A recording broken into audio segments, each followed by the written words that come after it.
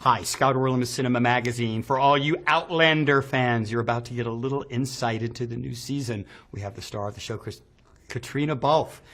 First of all, congratulations on the show. Thank you. What I love about this is every time we're kind of taken to a new location, there's something different that we get to experience. It's not repetitious. Introduce us a little bit to this new season. Wow, well, this season is very different. I mean, we meet this family and they are immigrants in America, and they are, this season is very much about home and finding a new home, settling down.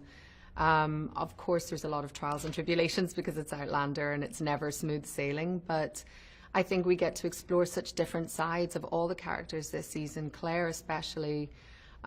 It's a much more, I guess, nurturing and quieter side of Claire than I think we've seen before. And for both Jamie and Claire, we get to see them as parents in a different way, maybe, which I think is really cool. But it's also, too, the history of the show and where it's kind of set. We're right before the Civil War. Yeah. So how much does that landscape lend to the storyline? It's huge. I mean, this is America sort of right before it forms into what we know as it today. You know, we're in the colonies. There are the battles with the regulators are starting.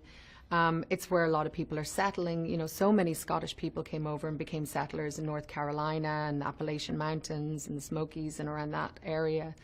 And it's interesting because you see that obviously there were people here before, and the Native Americans are their neighbors, and we explore the kind of relationship between them.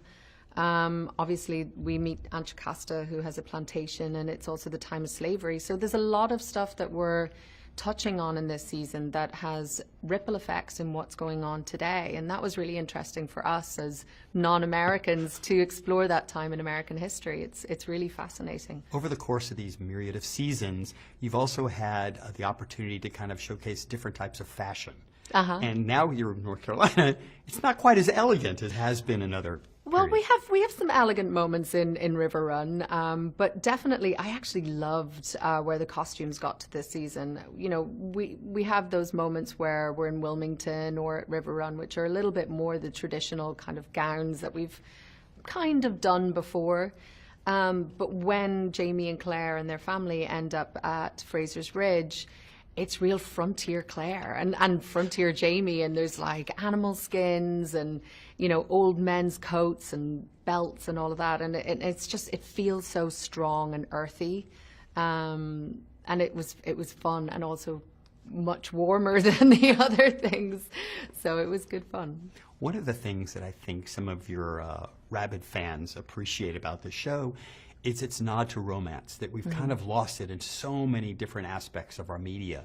And yet this show, at the heart and soul of it, is about these two people, are they destined to be together, and what they have to go through. Yeah. Talk about how it's kind of evolved your own concept of romance. Oh, God. It's so funny because so many people, when you're doing press or you meet fans, and they're like, I wish my husband would say that. And you're like, well, all you need is Diana Gabaldon to write his dialogue and then you'd be fine. But no, I think it's quite a traditional, aspirational love story at the heart of this show. And, you know, I don't know because I haven't done many other shows, but it's such a nice thing to go to work and love be the primary theme, I suppose, of what you do. And whether or not it's a coincidence, love has come into my life, which is very nice. So I'm going to say thank you to Outlander for that. But yeah, it's just nice to be sort of promoting something positive and put something positive out there in the world, especially at the moment. Switching gears just for a little bit, while you were here in Los Angeles, you're also filming a new movie. Yeah. Sadly, you have to work with two young novice actors, Christian Bale and Matt I mean, Damon. it's It must be struggle. horrible for you. Talk a little bit about what excited you about that project, that you wanted to kind of expand and work on that. Much. Well, first of all, a chance to work with James Mangold, who is amazing and has done some of the most incredible films before. Getting to work with Christian Bale and Matt Damon, you know, those two novice actors. That was also quite an exciting prospect. But this is also, it's a great sports movie, and I love sports films, and I was always more into Formula One rather than this kind of endurance racing. But it's been fascinating learning all about Le Mans.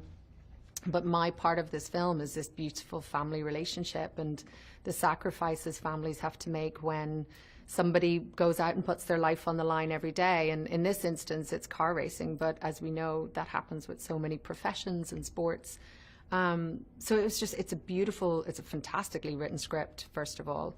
But it's a beautiful film and it's a beautiful family dynamic that we're exploring. And it's also got really, really cool cars in really, really cool sets. So I'm really excited about it. And it's just been such a nice difference as well to what I do for my day job. So it's been great. Like the danger aspect as an entertainment journalist. Yeah, you know, you It's put tough your out life there. on the line every day, Scott. Thank you, Caitriona. Somebody gets it. It's always such a pleasure. Congratulations. And this is Scott Orland. Until next time.